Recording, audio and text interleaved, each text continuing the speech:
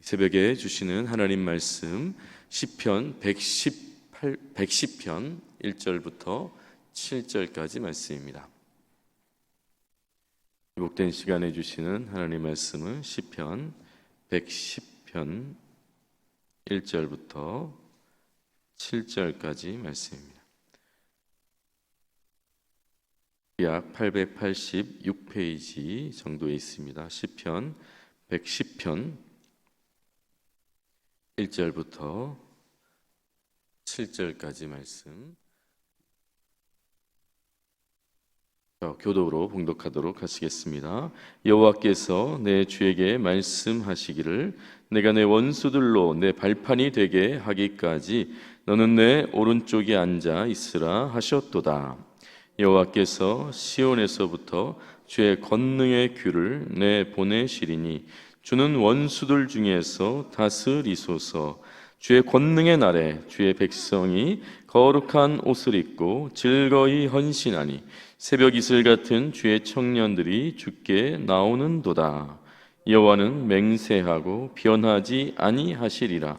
이르시기를 너는 멜기세덱의 서열을 따라 영원한 제사장이라 하셨도다.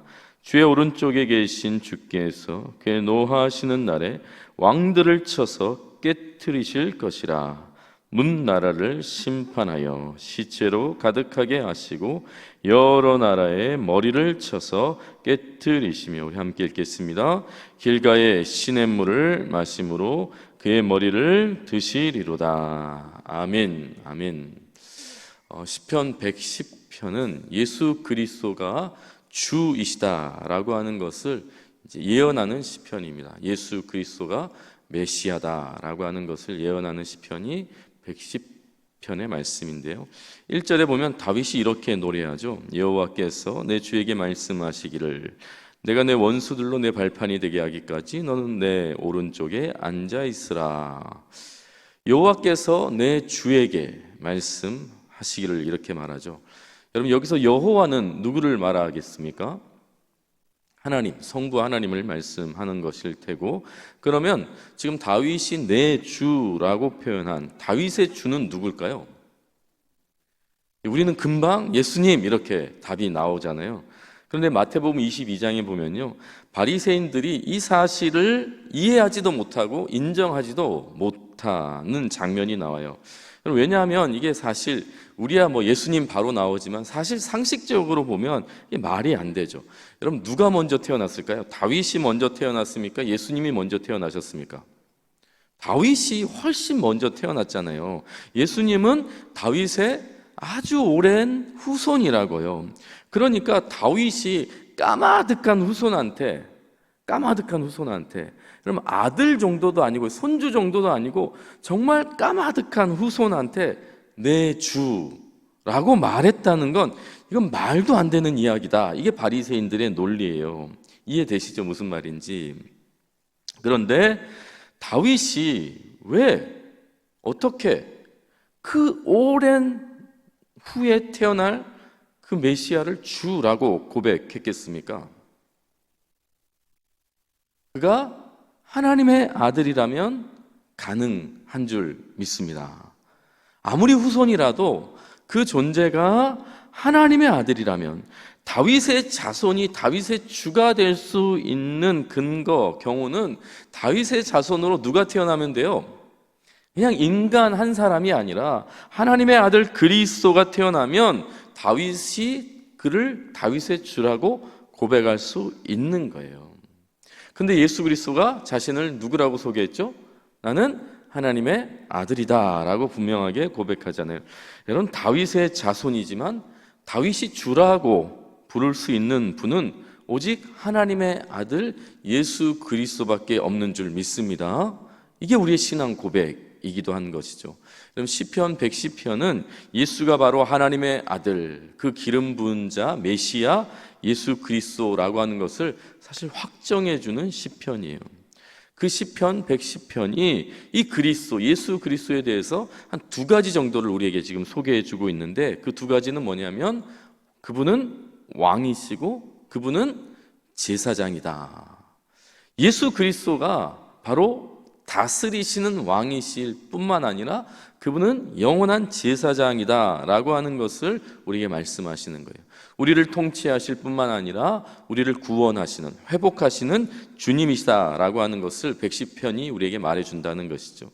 여러분, 먼저 그리스도가 다스리시는 왕이시다 라고 하는 것입니다. 1절을 다시 보시면 맨 뒤에 이런 고백이 있어요. 너는 내 오른쪽에 앉아 있으라 하셨도다. 너는 내 오른쪽에 앉아 있으라 하셨도다. 하나님께서 지금 예수님을 어디에 앉아 있으라고 말씀하셨어요? 오른편에 앉아 있으라고 하신 거예요. 여러분, 우리가 흔히 주님이 지금 어디 계십니까? 라고 물으면 어디에 계시다고 하죠? 하늘 보좌 우편에 앉아 있다라고 표현을 하잖아요. 바로 그 근거가 되는 말씀이 오늘 시편 110편 1절인데요. 여러분, 보좌 우편에 앉아 계시다. 이 말이 어떤 의미겠어요? 지금 예수님께서 하나님 우편에서 편히 쉬고 계시다, 그런 뜻일까요? 어떤 분은 그러세요. 지금 우편에 주님이 앉아 계시니까 그러면 좌편에 누가 있습니까? 이렇게 묻더라고요. 예, 영의정, 좌의정이 있어야 되는 것처럼 이해를 하시는데, 여러분, 그런 의미가 아니라 우편은 상징적이에요. 상징적.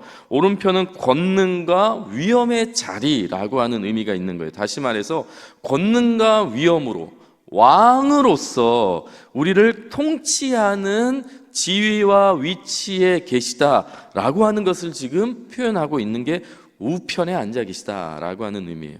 그래서 2절에 덧붙여 설명하는 거예요.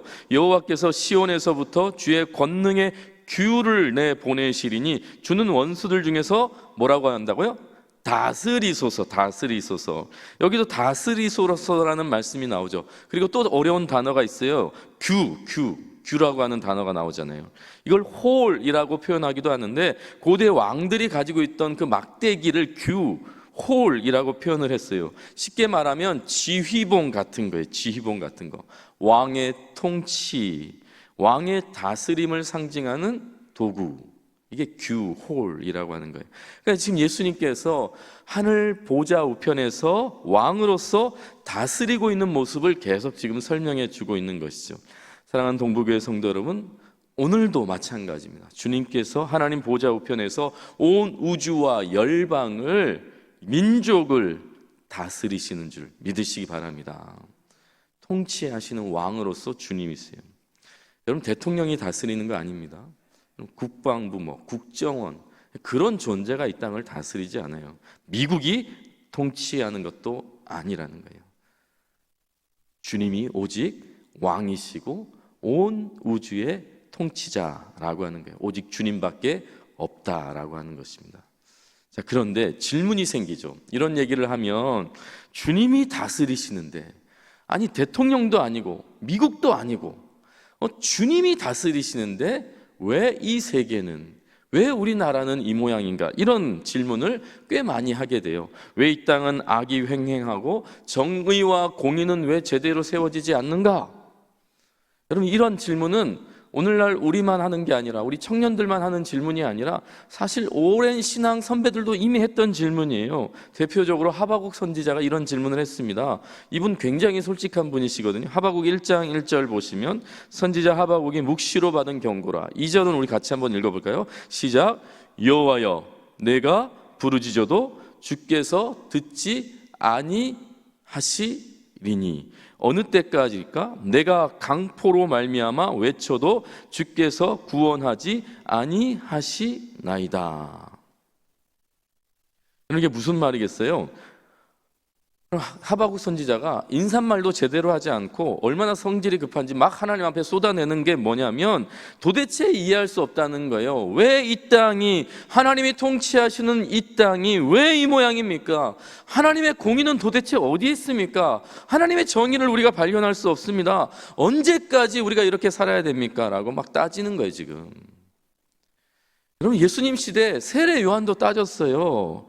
그럼 본인은 왕의 잘못을 지적하고 불의와 싸우다가 감옥까지 갔단 말이에요. 그런데 메시아라고 하는 예수님께서 하는 일을 가만 보니까 제자들하고 맨날 붙어 다니면서 겨우 한다는 일이 병자들 고치고 세리들하고 놀아나고 있는 거예요. 그럼 메시아가 정의와 싸워야 될 거 아닙니까? 불의와 싸워야 될 거 아니에요. 죄를 지적하고 심판하고 지옥불에 막 던져버리고, 그런 메시아가 기대하고, 세례 요한이 기대하는 메시아인데 예수님이 그런 거 하지 않는 거예요. 그러니까 의심을 하게 되는 것이죠. 여러분들 한번 생각해 보세요. 원수를 가장 싫어하는 분이 누굴까요? 원수를 가장 싫어하시는 분, 불의를 가장 싫어하는 분이 누굴까요? 예수님이시겠죠. 하나님이시겠죠. 우리 주님이시겠죠. 여러분, 가수가 제일 못 참는 게 뭘 것 같아요? 노래하는 가수가 불협화음, 음정 틀리는 거를 그들은 못 참아요. 음이 안 맞으면 괴로워한다고요. 여러분, 미술가들은 이 색이 안 맞으면, 조화롭지 않으면 그걸 용납하지 못한대요. 요리사들은 맛 이상하면 그거 못 참는 거예요. 여러분, 이 땅의 전문가들도 자기가 생각하는 그 수준과 그 기준에 못 맞추면 그 괴롭고 불편한데, 하물며 만왕의 왕이시며 거룩 그 자체이시고 완전하신 주님께서 불의를 그냥 보고 계신다고요. 여러분, 제 아내 간호사잖아요. 자랑하려고 말하는 게 아니라 간호사라고요. 제가 집에 들어가면, 어제도 그랬어요. 집에 들어가면 가장 먼저 오셨어요가 아니라 손 씻으세요, 이거예요. 불결을 용서하지 못해요. 안 씻으면 막 세균 보듯이 본다고요. 하물며 우리의 하나님께서, 예수님께서 이 땅의 불의를 그냥 보고 계신 것, 여러분, 사실 누구보다 하나님께서 못 참으시는 거예요. 예수님께서 그걸 참으시는 것, 이유가 있다라고 하는 것입니다. 여러분, 오늘 5절과 6절에 보면요, 시편 5절과 6절에, 110편 5절과 6절에 보면요, 주의 오른쪽에 계신 주께서 그의 노하시는 날에 왕들을 쳐서 깨트릴 것이라. 문나라를 심판하여 시체로 가득하게 하시고 여러 나라의 머리를 쳐서 깨트리실 것이라. 지금 심판을 선포하시는 거예요. 깨뜨리실 것이라. 산산조각 내버릴 거야. 깨뜨려 버릴 거야. 머리를 쳐서 어둠과 원수를 반드시 심판할 거라고 살벌하게 지금 경고하는 거예요. 그런데 지금은 아니라는 거예요. 지금은 아니라는 거예요. 언제 하시겠다는 거예요? 심판은 그날에 이루어진다는 거예요. 그날에 주님이 보좌 우편에서 이 땅 가운데 내려오시는 그날, 다시 오시는 그날에 우리를 신원하시고 모든 원수를 완전히 심판하실 것이다. 그러나 지금은 아니라는 거예요. 지금은 아니라는 거예요. 지금은 뭐 하시는 거예요? 보좌 우편에서 통치하시고 다스리신다는 거예요. 그분의 주된 통치가 뭔가? 3절 우리 같이 한번 선포하겠습니다. 3절 시작.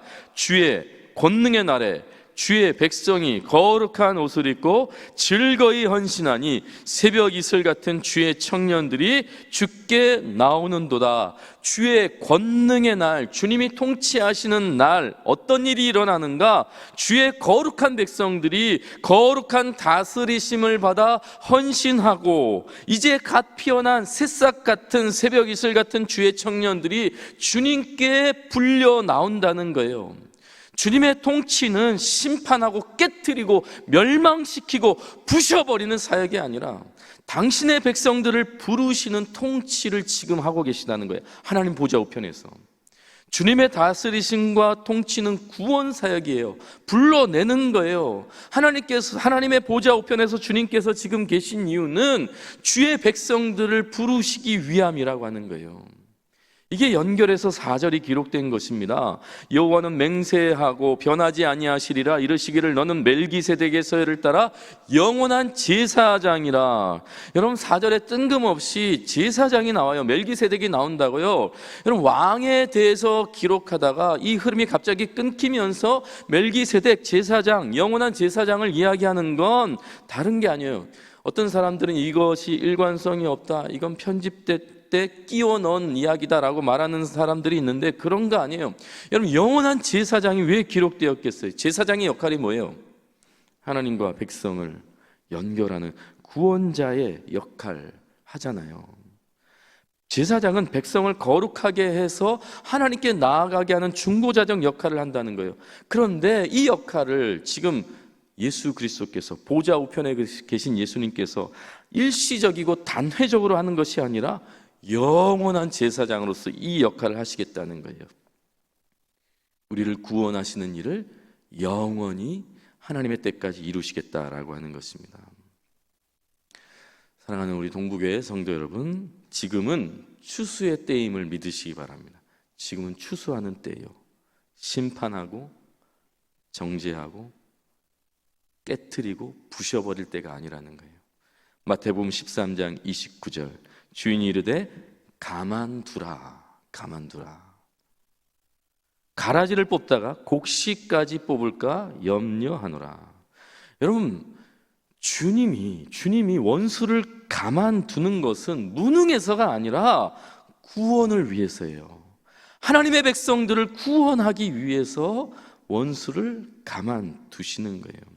누가복음 13장 6절, 이에 비유로 말씀하시되 한 사람이 포도원에 무화과 나무를 심은 것이 있더니 와서 그 열매를 구하였으나 얻지 못한지라. 7절, 포도원 지기에게 이르되 내가 3년을 와서 이 무화과 나무에서 열매를 구하되 얻지 못하니 찍어버리라. 어찌 땅만 버리게 하겠느냐. 8절, 대답하여 이르되 주인이여 금년에도 그대로 두소서. 내가 두릅하고 거름을 주리니. 9절, 이후에 만일 열매가 열면 좋거니와 그렇지 않으면 그때 찍어 버리소서.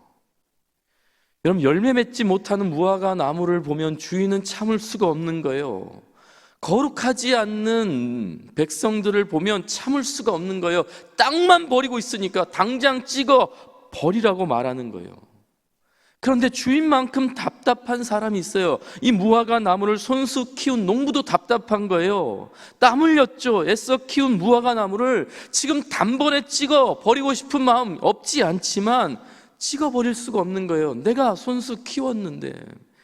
그래서 기다려 달라는 거예요. 기다려 달라는 거예요. 금년에도 좀 기다려 달라는 거예요.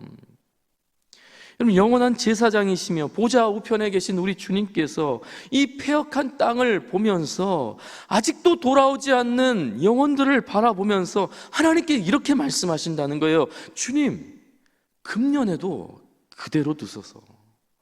금년에도 그대로 두소서. 내가 두릅하고 거름을 주리라. 내가 두릅하고 거름을 주리라. 주님께서 지금 보좌 우편에서 보좌에 계신 하나님께 이렇게 탄원하고 계신다는 거예요. 금년에도 좀 기다려 주소서. 그래서 지금까지 기다리고 계신 거예요.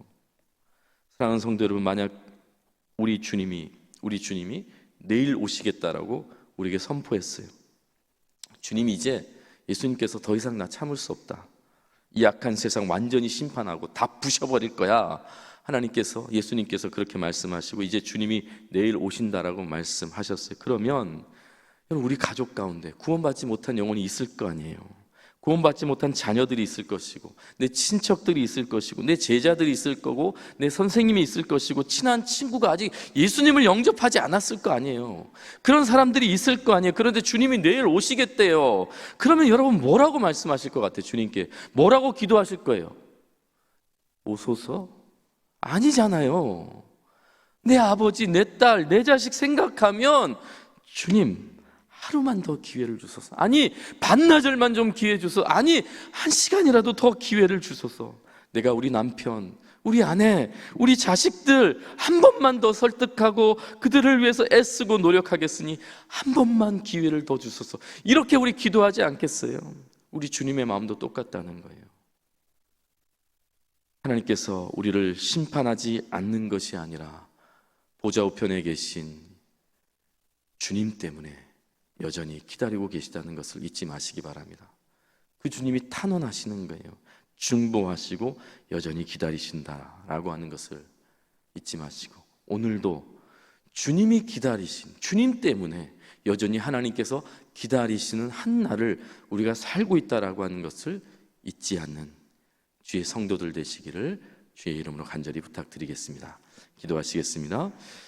오늘 모든 동부교회 성도들이 주어진 자리에서 예배 드리는 이 새벽, 높으신 하나님의 크신 일을 찬양하게 하시고, 주의 말씀이 내 말씀 되게 하시고, 또한 기도가 열리는 주의 날 되게 하여 주시옵소서.